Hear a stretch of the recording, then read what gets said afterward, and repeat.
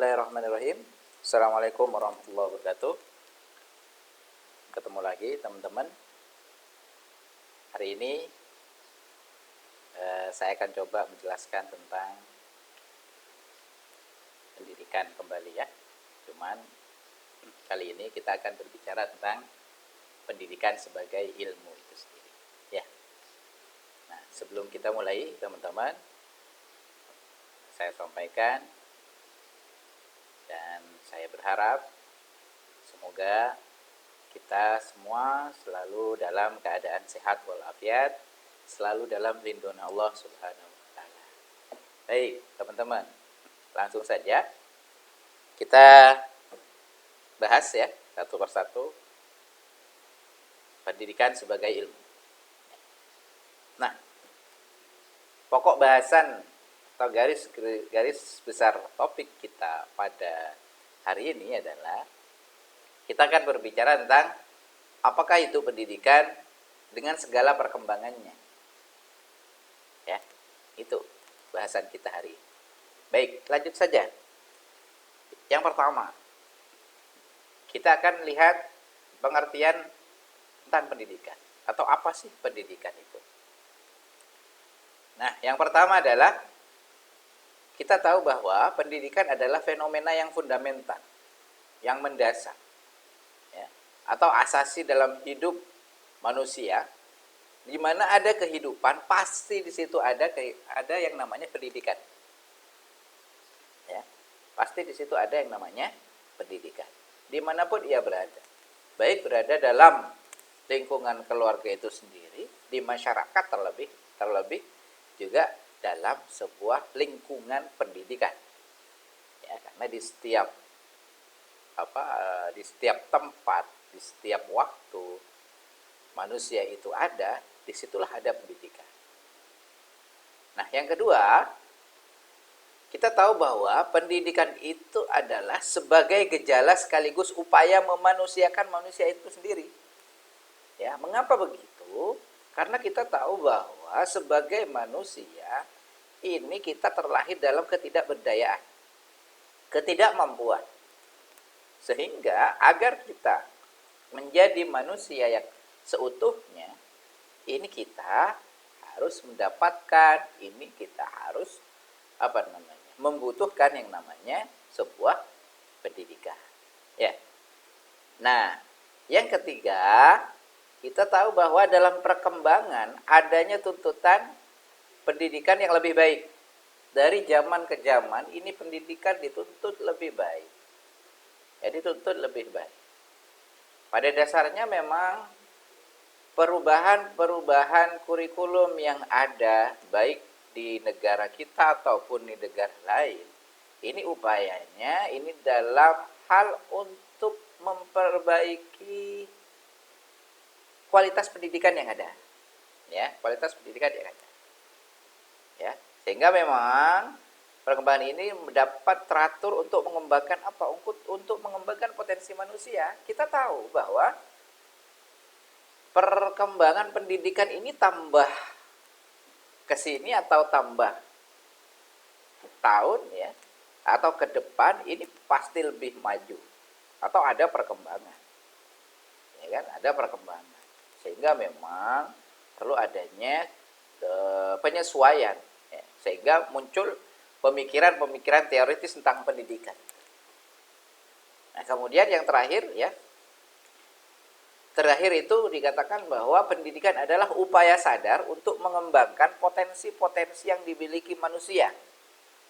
Yaitu apa? Melahirkan teori-teori pendidikan atau theories of education. Itu teman-teman terkait dengan pengertian pendidikan itu sendiri ya, sudah bisa dipahami. Kemudian selanjutnya adalah ya, kita bahas tentang teori pendidikan itu. Nah,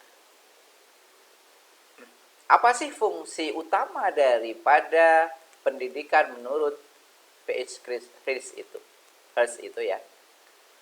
Yang pertama, fungsi dari teori pendidikan itu adalah membimbing praktik pendidikan atau to guide education. Ya, to guide education.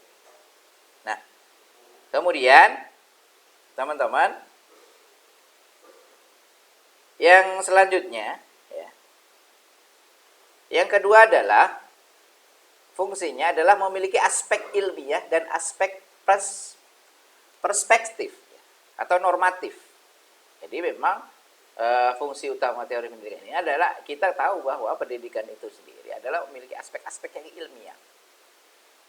Dan yang ketiga adalah merupakan unsur bangunan pengetahuan atau a body of knowledge, atau bangunan pengetahuan ilmu pendidikan. Itu, teman-teman. Kemudian selanjutnya kita lihat pengertian ilmu pendidikan menurut beberapa ahli. Ya, yang pertama, menurut Langefield itu dalam bukunya tentang pedagogik, ya, pedagogik, dia mengatakan bahwa suatu ilmu yang bukan saja menelaah objeknya untuk mengetahui betapa keadaan atau hakiki objek itu, melainkan mempelajari pula kehendaknya bertindak. Itu artinya memang ilmu pendidikan itu adalah suatu ilmu yang bukan saja menelaah objeknya, tapi juga dia bagaimana sih mempelajari kehendaknya atau kehendaknya dalam bertindak. Ya. Kemudian Brojonegoro, ini juga ahli ilmu pendidikan, mengatakan bahwa ilmu pendidikan adalah teori pendidikan, perenungan pendidikan, ilmu yang mempelajari soal-soal yang timbul dalam praktik pendidikan. Jadi apapun yang dipelajari dalam kaitannya dengan pendidikan, baik itu tentang pendidikan itu sendiri, tentang masalah-masalah pendidikan, kemudian kebijakan-kebijakan pendidikan, itu oleh Brojonegoro dikatakan ilmu pendidikan. Ya. Kemudian ada chapter mengatakan bahwa ilmu pendidikan itu adalah bangunan pengetahuan yang sistematis mengenai aspek kuantitatif dan objektif dari proses belajar. Artinya apa? Itu dapat diukur. Ya, proses yang dilalui dalam pendidikan itu dapat diukur keberhasilan. Ya. Kemudian ada Imam Bernardin mengatakan juga bahwa ya, yang ini ilmu pendidikan adalah ilmu yang membicarakan masalah-masalah umum pendidikan secara menyeluruh dan abstrak. Jadi kalau Imam Bernardin mengatakan bahwa ilmu pendidikan adalah ilmu yang membicarakan apapun terkait dengan pendidikan, keseluruhan, ya, secara umum. Bagaimana kalau Drikarya, ya, ahli-ahli di Indonesia, ya, ini ada Brojonegoro, ada Imam Bernardin, ada Drikarya mengumumkan tentang ilmu pendidikan. Nah, kalau Drikarya ini mengatakan bahwa ilmu pendidikan adalah pemikiran ilmiah yang kritis, metodis, dan sistematis. Jadi ilmu pendidikan dikatakan oleh Drikarya itu dia harus kritis, isinya harus kritis. Kemudian memakai metode-metode tertentu dan sistematis. Nah, kita lihat sistematis itu bagaimana. Ya. Tentang apa? Tentang realita yang kita sebut dengan pendidikan, yaitu mendidik dan dididik. Jadi proses pendidikan yang ada menurut Drikarya ini harus melewati hal yang harus melalui atau memakai metode-metode tertentu, dan harus mengajarkan tentang kritik atau mengajarkan tentang bagaimana seseorang itu kritis, serta harus sistematis polanya. Ya. Kemudian selanjutnya ada persyaratan pendidikan itu disebut sebagai ilmu. Yang pertama adalah ya, memiliki objek studi, baik objek material sama objek formal. Kemudian yang kedua, memiliki sistematika. Ini seperti yang dikatakan oleh Dikarya tadi. Ya, itu teman-teman. Kita lihat, kita coba kupas satu persatu. Ya.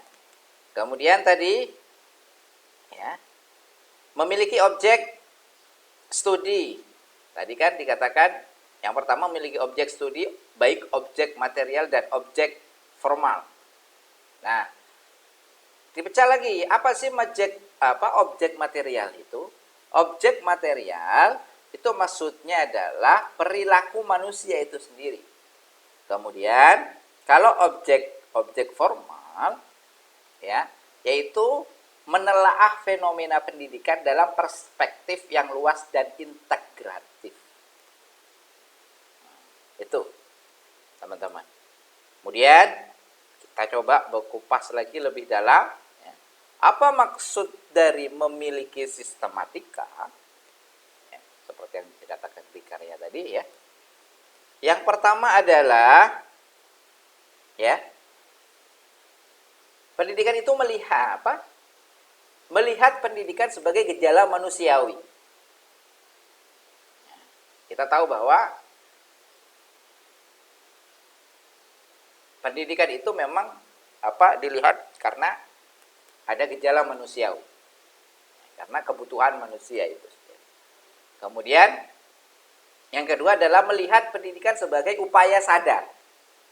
Artinya bahwa pelaksanaan pendidikan itu dilakukan dengan sadar, artinya penuh dengan sistematik. Kapan harus masuk, kapan harus pulang, kapan harus istirahat. Pelajaran A kapan harus dilaksanakan, pelajaran B harus kapan dilaksanakan. Nah, semua ada sistematikanya. Itu yang kedua. Yang ketiga adalah kita melihat bahwa pendidikan ini sebagai gejala manusia sekaligus upaya sadar dengan mengantisipasi perkembangan sosio budaya di masa depan. Oke, ya. Ketiganya kita bahas satu persatu. Mulai dari yang pertama adalah, ya. Mulai dari yang pertama, kita melihat sebagai pendidikan sebagai gejala manusiawi. Artinya apa?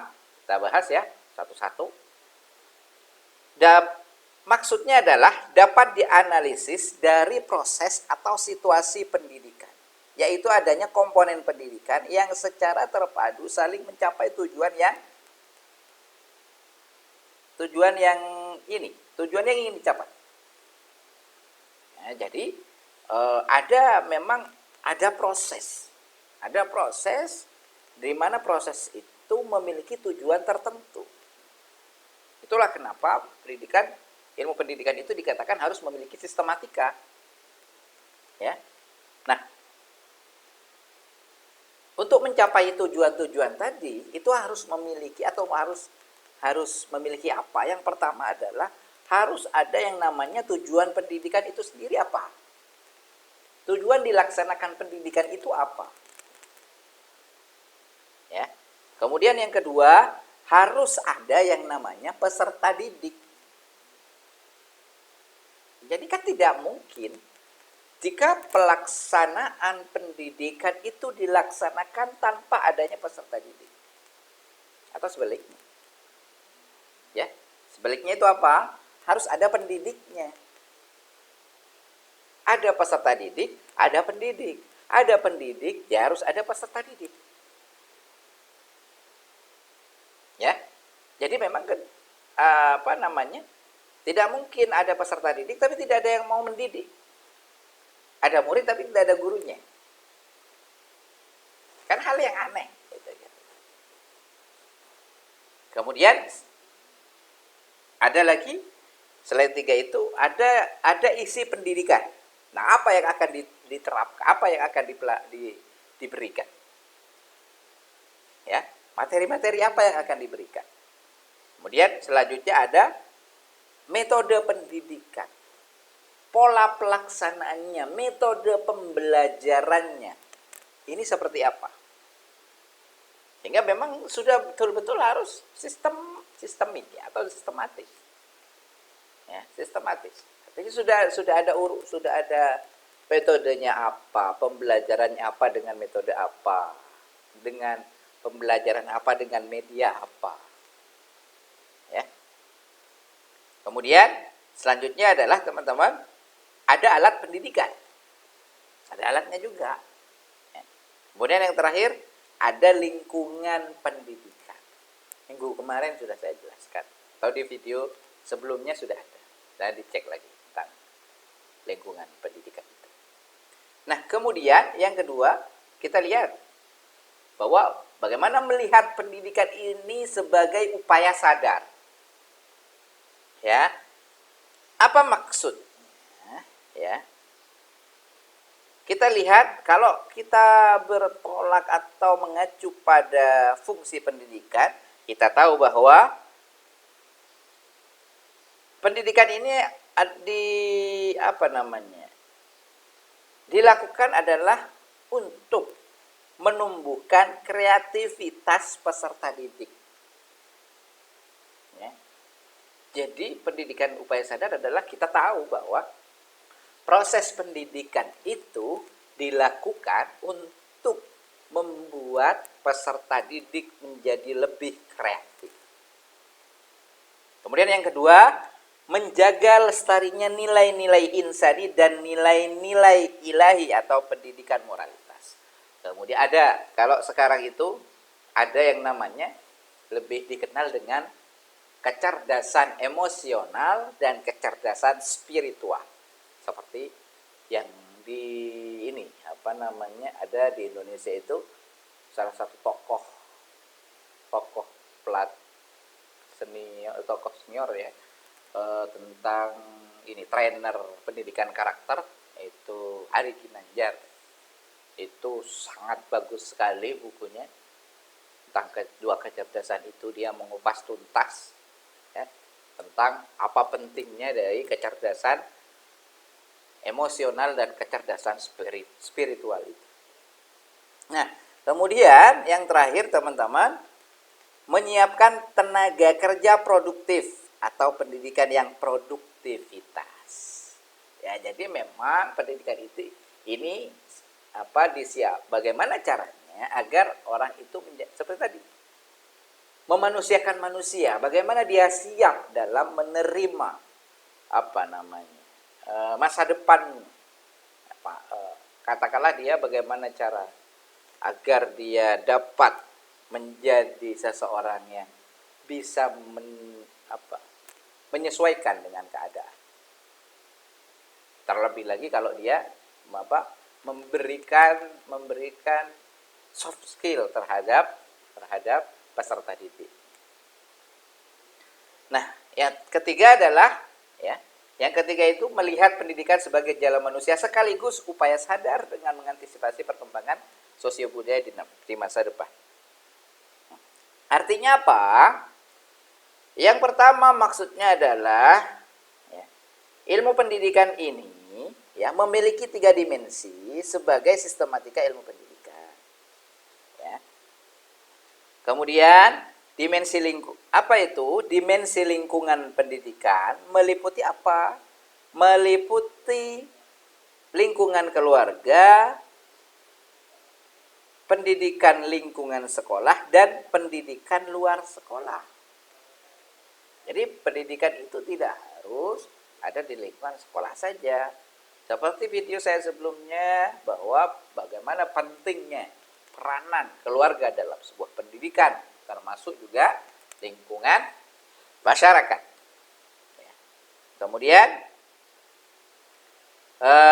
dimensi jenis-jenis persoalan pendidikan, mulai dari persoalan fondasional, kemudian persoalan struktural, dan persoalan operasional, serta dimensi waktu dan ruang.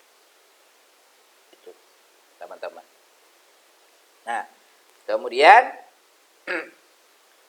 selanjutnya adalah ilmu pendidikan itu tadi sudah disampaikan juga ya, bahwa harus memiliki yang namanya metode. Ya, harus memiliki yang namanya metode. Nah, ada beberapa hal, ada 6 ya, ada 6 apa namanya? Ada 6 hal. Jadi 6 hal ini yang harus kita pahami. Yang pertama adalah metode normatif, kemudian metode explanatory, kemudian metode teknologis, metode descriptive phenomenologis, metode hermeneutis, dan metode analisis kritis. Nah, ini harus kesemuanya ini harus dimiliki oleh ilmu pendidikan. Nah, bagaimana dengan sifat ilmu pendidikan? Ya, sifat ilmu pendidikan ini, teman-teman, kita tahu yang pertama adalah empiris. Kenapa? Karena objek yang dijumpai dalam dunia pengalaman. Ya, jadi apa namanya? Bagaimana mengajarkan mereka sesuai dengan pengalaman-pengalaman yang dimiliki. Ya, jadi tidak melulu harus teoritis. Kemudian rohaniyah karena bertujuan membawa ke arah manusia yang berbudaya. Kemudian ada normatif juga, yaitu berdasar pemilihan. Ya, kemudian historis dan praktis. Itu, teman-teman. Ya, selanjutnya adalah yang selanjutnya ya. Apa fondasi-fondasi ilmu pendidikan menurut Van Cliff Morris ini? Dia membagi fondasi pendidikan menjadi 2. Yang pertama adalah fondasi historis dan filosofis tentang pendidikan. Yang kedua adalah fondasi sosiologis dan psikologis tentang pendidikan. Nah, kita lihat yang terakhir, ya, yang terakhir, pengetahuan yang fundamental tentang pendidikan itu, ya, meliputi apa saja. Jadi pendidikan ini tidak bisa dipisahkan dari 4 hal ini. Yang pertama adalah sejarah pendidikan, yang kedua adalah filsafat pendidikan, yang ketiga adalah sosiologi pendidikan, yang keempat adalah psikologi pendidikan. Nah, itu teman-teman bahasan kita pada pertemuan kali ini. Ya, jika ada pertanyaan, silahkan teman-teman bisa langsung bisa cek di grup kita ataupun langsung di kolom komentar. Ya, itu dulu penyampaian dari saya terkait dengan pendidikan sebagai ilmu.